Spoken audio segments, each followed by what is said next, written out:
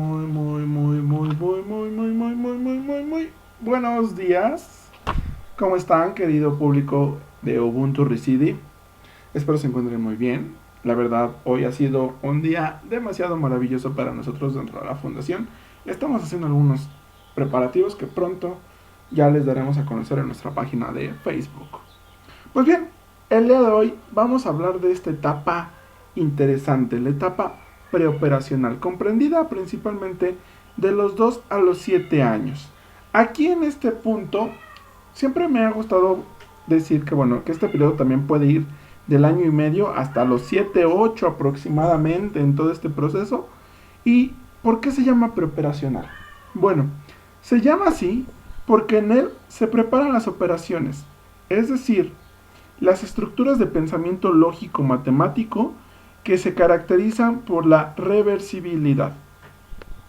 Este periodo es especialmente importante, ya que las edades de los niños que nos ocupan oscilan principalmente entre los 4 y los 8 años, por lo cual muchos de ellos estarán en este periodo, aunque algunos otros se hallarán en el momento de transición y otros más habrán iniciado inclusive el periodo operacional. Sin embargo, no solo debemos insistir en lo que al niño le falta para llegar al periodo operatorio, sino que debemos estudiar sus características psicológicas. En este periodo en que los cambios obviamente y transformaciones son tan importantes. Lo más interesante de este periodo es la construcción del mundo en la mente del niño. Es decir, la capacidad de construir su idea de todo lo que le rodea, formando su concepción del mundo a partir de imágenes que él recibe y guarda, interpreta y utiliza. ¿Para qué? Para anticipar sus acciones, para pedir lo que necesita y para expresar lo que siente. En este periodo, el niño aprende a transformar estas imágenes principalmente que son estáticas en imágenes activas y con ello a utilizar el lenguaje y los diferentes aspectos de la función semiótica que subyacen en todas las formas de comunicación. Ahorita vamos a hablar más a detalle de esta parte. Un punto importante en esta etapa preoperacional, es el desarrollo cognitivo. ¿Por qué?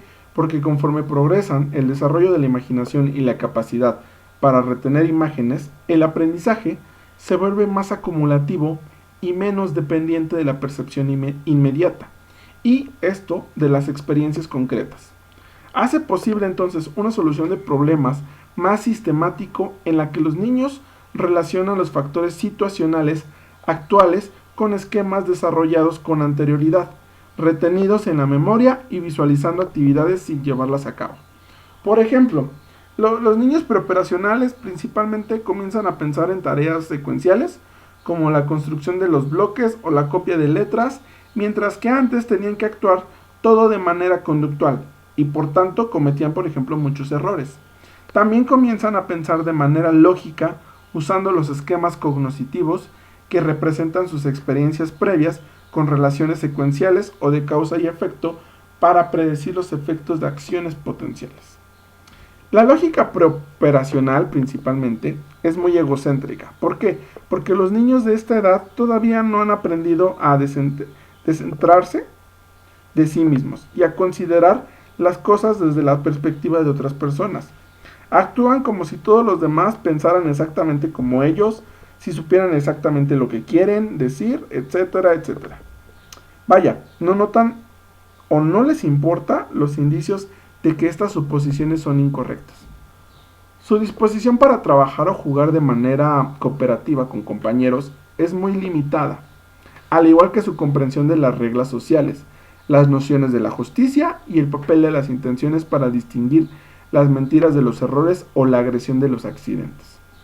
Los esquemas son inestables debido a que los niños todavía no han aprendido a distinguir los aspectos invariables del ambiente de los aspectos que son variables y específicos de situaciones particulares. Llegan a confundirse con facilidad por los problemas de conservación, los cuales requieren que conserven aspectos invariables de objetos en sus mentes mientras manipulan aspectos variables. Por ejemplo, muchos niños dirán que una bola de barro contiene más o menos barro después de que ha sido enrollada en forma de salchicha, aunque no se haya agregado o quitado nada de barro. Aquí la manipulación, fíjense, de esta propiedad variable de un pedazo de barro, en este caso su forma, ha llevado a los niños a creer que ha ocurrido un cambio en una de sus propiedades invariables, su masa o sustancia. La capacidad de pensar en objetos, principalmente hechos o personas ausentes, marca el comienzo de la etapa preoperacional, que es entre los 2 y los 7 años. Aquí los pequeños demuestran una mayor habilidad para emplear símbolos, gestos, palabras, números e imágenes con los cuales representar las cosas reales del entorno. Ahora, entonces, puede pensar y comportarse en formas que antes no eran posibles. ¿Por qué? Porque obviamente puede servirse de las palabras para comunicarse, utilizar los números para contar objetos, para participar en juegos, de fingimiento y expresar sus ideas sobre el mundo por medio de los dibujos. En esta situación tenemos un pensamiento representacional. ¿A qué me refiero con esta parte? Durante la etapa preoperacional, el niño puede emplear símbolos como medio para reflexionar sobre el ambiente. La capacidad de usar una palabra, por ejemplo galleta, leche, en este caso, para referirse a un objeto real que no está presente, se denomina funcionamiento semiótico o pensamiento representacional. Piaget, por ejemplo, propone que una de las primeras formas de él era la imitación diferida, la cual aparece por primera vez hacia el final del periodo sensoriomotriz. La imitación diferida es la capacidad de repetir una secuencia simple de acciones o de sonidos horas o días después que se produjeron inicialmente. Este caso se puede descubrir, por ejemplo, en esta parte de Piaget en 1962, ¿cómo? Bueno, él observó el siguiente ejemplo de imitación, esta parte diferida que mencionamos. ¿En quién? En su hija Jacqueline. Jacqueline tenía 1 año 4 meses de edad y recibe la visita de un niño de 1 año y medio, a quien veía de vez en cuando y quien durante la tarde estalló en un terrible berrinche. Él gritó mientras intentaba salir del corral del juego. Lo empujó hacia atrás y se puso a patalear. Jacqueline se quedó mirándolo, desconcertada obviamente, pues nunca antes había contemplado una escena así. Al día siguiente, ella se puso a gritar en el corral de juego, trató de moverlo y empezó a patalear un poco. Otros ejemplos del pensamiento representacional que podemos aquí ver es, por ejemplo, cuando se considera que los años preescolares son la edad de oro del juego simbólico. ¿Por qué? Porque comienzan consecuencias simples de conducta usando objetos reales, por ejemplo, fingir beber de una copa o comer con un objeto parecido a la cuchara. A los 4 años, el niño puede inventar su propia utilería, crear un guión y representar varios papeles sociales. El juego simbólico, entonces, se inspira en hechos reales de la vida del niño, pero también los que contienen personajes de fantasía y superhéroes, en este caso, son muy atractivos para él, ya que se favorece además de la creatividad y de la imaginación. Los años preescolares entonces son un periodo de desarrollo acelerado del lenguaje. La mayoría de los niños pronuncia sus primeras palabras hacia el 2.º año y van aumentando su vocabulario hasta alcanzar cerca de 2.000 palabras a los 4 años. El desarrollo lingüístico conviene entender su conexión con el pensamiento representacional. ¿Por qué? Porque cuando el niño comienza a hablar, utiliza palabras referentes a actividades y a eventos, lo mismo que a sus deseos actuales. En todo este proceso, entonces, nosotros vemos que empieza a emplearlas en una forma verdaderamente representacional. Dicho de otra manera, las usa para referirse a eventos que no experimenta de modo directo. El niño, entonces, comienza a representar el mundo a través de pinturas o imágenes mentales, lo cual, por ejemplo, aquí ha hecho que algunos expertos califiquen esta parte como un lenguaje silencioso, que es considerado el arte infantil. Por ejemplo, cuando los niños de 2 y 3 años de edad se les pregunta qué están dibujando o pintando, lo más probable es que respondan, nada más estoy dibujando. Sin embargo, entre los 3 y 4 comienzan a combinar trazos para dibujar cuadrados, cruces, círculos y otras figuras geométricas. Inician la etapa representacional del dibujo aproximadamente hacia los 4 o 5 años. Dibujan casas, animales, personas, personajes de caricatura y otros objetos. Las figuras pueden representar objetos reales del entorno o personajes de la fantasía que han visto o de los cuales han oído hablar. Esta parte, fíjense, también tiene relación con lo que mencionamos nosotros que son los conceptos numéricos. ¿Por qué? Porque junto con la mayor habilidad de usar como símbolos las palabras e imágenes, los niños empiezan a utilizar los números como herramienta del pensamiento durante los años preescolares. Los niños no adquieren un concepto verdadero del número antes de la etapa de las operaciones concretas. Cuando comienzan a entender las relaciones seriales y jerárquicas, sin embargo, aquí podemos ver muchas cuestiones más a fondo. ¿Por qué? Porque investigaciones recientes nos han demostrado que algunos principios numéricos básicos aparecen durante la etapa preoperacional. Estas investigaciones señalan que algunos niños de 4 años logran entender los siguientes principios básicos del conteo. 1. Que pueden contarse cualquier arreglo de elementos. 2. Que cada en este caso, cada uno puede o que cada elemento deberá contarse una sola vez. 3. Que los números se asignan en el mismo orden. 4. Es irrelevante el orden en el que se cuenten los objetos. 5. El último número pronunciado es el de los elementos que contiene el conjunto. Así, la mayoría de los niños de 3 a 4 años de edad saben que 3 es más que 2. Además, parecen poseer principalmente un conocimiento intuitivo de la adición y de la sustracción. Los preescolares principalmente omiten algunos números. Por ejemplo, cuentan 1, 2, 3, 5. Y no incluyen elementos mientras cuentan en esta cuestión. A esto también hablamos o podemos mencionar algunas que Piaget nos dice como teorías intuitivas. Estas teorías intuitivas es donde los niños de corta edad se caracterizan por su curiosidad y espíritu inquisitivo. Por ejemplo, un caso muy común que tenemos en esta parte es cuando Piaget entrevistó a niños pequeños para averiguar de qué manera explicaban algunos hechos de cómo el origen de los árboles, el movimiento de las nubes, la aparición del sol y de la luna, el concepto de la vida, por ejemplo, en esta parte. Él los entrevista, les pregunta estas cuestiones y descubre que sus conceptos del mundo se caracterizan por el animismo. Es decir, no distinguen entre seres animados, que son seres vivos, y objetos inanimados, objetos no vivos o mecánicos en este caso. Atribuyen estados intencionales y rasgos humanos a los objetos inanimados. Por ejemplo, un niño de 3 años puede decir que el sol está caliente porque quiere que la gente no tenga frío, o que los árboles pierden las hojas porque quieren cambiar su aspecto exterior. Creer, por ejemplo, que las rocas, los árboles, el fuego, los ríos, los automóviles y bicicletas poseen características vivas porque se mueven. Al construir sus creencias, los niños recurren a su experiencia y observaciones personales. Esta cuestión de las teorías intuitivas del mundo físico y biológico pueden tener una influencia duradera en el aprendizaje. Del mismo modo que los niños empiezan a formular teorías sobre el mundo externo, en el periodo preoperacional también comienzan a hacerlo respecto al mundo interno de la mente. En el caso de los pensadores preoperacionales nos dicen que son eventos externos que pueden ser vistos por otras personas. La investigación reciente indica que el conocimiento de la mente en el preescolar es más complejo de lo que suponía Piaget originalmente. ¿Por qué? Porque en esta cuestión la mayoría de los niños de 3 años saben que los deseos y motivos internos pueden hacer a una persona comportarse en cierta forma. Los de 3 a 5 años saben que no es posible tocar ni comer las galletas que aparecen en los sueños, y saben que estos pueden referirse a un evento imposible como el vuelo de un perro, por ejemplo. En esta cuestión hablamos aquí y se empieza a hacer un sistema de representación.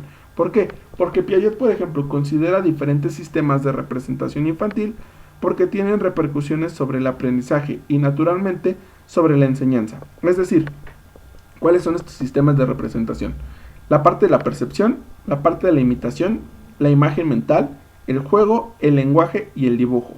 En la cuestión de la percepción, el ser humano desde recién nacido tiene percepciones, es decir, que las sensaciones que están en la base de la percepción permiten que algo llegue a nuestra mente en forma significativa. Las percepciones son simples o complejas, según las sensaciones que intervienen en ellas. La parte de la imitación aquí, hay 2 tipos principales de imitación, la imitación actual y la imitación diferida. A una edad muy temprana aparece la imitación de los gestos. El niño comienza desde bebé a imitar las personas que abren y cierran los ojos, sacan la lengua, etc. Luego, posterior a esto, imita gestos de despedida, juegos con las manos, como las papitas, por ejemplo, o un pom-pom. Limita también ruidos, tonadas y demás. Primero, en este caso, tiene lugar la imitación actual, aquella que se realiza con el modelo presente. Esta imitación puede no limitarse a gestos, sino que se imitan eventos o series de acciones. Finalmente, aparece la imitación diferida, que entre otras cosas, no muestra la importancia que tiene ya la imagen mental. Aquí un ejemplo, es una niña ve a su hermanito haciendo un berrinche, tirado en el suelo y pataleando. Al día siguiente, la niña sin motivo se tira al suelo y hace exactamente la misma escena que el hermano al día anterior. Está imitando el evento, que es el berrinche, solo en las acciones externas, ya que la niña, por ejemplo, no está enojada y no utiliza el evento de la misma manera que el hermano. Aquí viene entonces ahora la imagen mental. Piaget define la imagen mental como la imitación interiorizada, que es el papel que tiene la imagen mental en nuestra vida, que es enorme. ¿Por qué? Porque el pensamiento del niño se inicia a través de la acción, a partir de la cual interioriza ciertas imágenes. Posteriormente, el niño aprenderá que esas imágenes visuales corresponden a un nombre. Así explica Piaget el origen del lenguaje. Hablando ahora del juego, en esta cuestión, hablaremos de los distintos tipos de juego, desde el juego simbólico, pasando por el juego de reglas y el de video, hasta el juego didáctico. En el juego simbólico comienza en forma incipiente antes de los 3 años, pero se va a consolidar hasta los 4, cuando el niño ya maneja bien el lenguaje y su realidad. Está mucho más estructurada en esta parte. Los juguetes son con mucha frecuencia significantes. Por ejemplo, el oso de peluche significa un animal real. La muñeca significa un bebé o un niño. Los juegos de cocina o de té significan los utensilios reales de una casa. Sin embargo, estos no son significantes expresamente elaborados para facilitar el juego simbólico del niño. ¿Por qué? Porque afortunadamente el niño no se limita a esos elementos, sino que crea sus propios significantes, a los que de manera arbitraria va a otorgar un significado. Por ejemplo, una hilera de cajas de cerillos para un niño puede significar un tren. Aquí viene la imaginación en esta parte. El juego simbólico es de una gran importancia en la estructuración de la realidad del niño, ya que éste le permite representar una serie de situaciones en las que él juega diferentes roles o papeles. Esta cuestión de los roles o papeles que nosotros notamos en esta parte tienen que ver con una cuestión del juego de reglas también. ¿Por qué? Porque el juego de reglas aparece en forma incipiente hacia los 4 o 5 años de edad aproximadamente, cuando el niño quiere imitar a los niños mayores, pero aún no entiende lo que es una regla. Más tarde, hacia los 7 años aproximadamente, el niño acepta las reglas siempre y cuando él sea quien las fije. Después el niño acepta un juego cuyas reglas vienen desde siempre, es decir, son reglas casi sagradas y que no pueden cambiarse. Si estas cambian, ya no es un juego. En esta cuestión, entonces, vemos también la parte del lenguaje, ¿no? Piaget nos dice que el lenguaje depende de la función semiótica, es decir, de la capacidad que el niño adquiere hacia el 1 año y medio o 2 de vida aproximadamente, para diferenciar el significado del significante. Según Piaget, el niño repite palabras solo por placer de hacerlo. Su habla es una ecolalia, un lenguaje egocéntrico que no tiene todavía un significado social. Podemos distinguir aquí, por ejemplo, 3 categorías del lenguaje egocéntrico: la repetición, el monólogo y el monólogo colectivo. En la repetición, ¿qué encontramos? Bueno, encontramos que puede decirse que el niño balbucea y se ejercita en sus emisiones vocales, al igual que se ejercita aventando cosas o golpeando los objetos. El monólogo, que es la segunda parte o la segunda categoría, el niño se habla a sí mismo como si estuviera dando órdenes o explicaciones. Finalmente, tenemos una tercera, que es el monólogo colectivo. Aquí, el niño habla con otras personas u otros niños, pero no intercambia, es decir, que no pone atención ni tiene en cuenta lo que dicen los otros. Se socializa aquí ya cuando el niño comienza a dialogar, es decir, a tomar en cuenta el lenguaje de otros. Podemos distinguir aquí la parte adaptativa o el lenguaje adaptativo, el lenguaje crítico, el de petición o de mando, las preguntas y las respuestas. En el lenguaje adaptativo, El niño puede decir lo mismo que decía en el monólogo, solamente que ahora le interesa que lo escuchen y tiene en cuenta las indicaciones de otro para modificar su acción. Pide una aprobación y se siente muy bien cuando se le aplauden o felicitan. El lenguaje crítico, el niño se dirige claramente a otros, de esta forma. Así no, no está bonito, no está bueno. La de petición o de mando, el niño quiere obtener algo y lo pide incluso con un tono de mando. Agua, dame, vamos al carro, es mío, no lo toques, etc. Cuando el niño entra en la etapa de las preguntas del por qué, muchas veces pareciera que más que buscar una respuesta, el niño busca la ocasión de volver a las preguntas. Está en el por qué, y por qué, y por qué, y por qué, y por qué, y por qué. En las respuestas o aseveraciones, muchas veces el niño quiere hacer partícipe al otro de lo que piensa o de lo que siente. ¿Sabías que tengo un coche? ¿Sabías que yo soy un hombre? ¿Sabías que hay muchos coches? Aquí para Piaget el lenguaje como instrumento de expresión y comunicación es muy susceptible. ¿Por qué? Porque llega a ser el instrumento privilegiado del pensamiento. Sin embargo, él mismo no confunde el pensamiento con el lenguaje, ya que él considera principalmente que el lenguaje está subordinado al pensamiento, puesto que se apoya no solamente sobre la acción, sino también sobre la evocación simbólica. Así pues, entonces, el lenguaje oral tiene primicia en la educación preescolar y que debe propiciarse y ejercitarse durante toda la primaria. Y finalmente vamos a hablar de lo que es el dibujo. El dibujo es otra de las formas mediante las cuales el niño es capaz de iniciar la representación de su realidad. La relación entre el dibujo y las otras formas de representación semiótica es muy estrecha, por lo cual en un principio resulta muy difícil separarlas.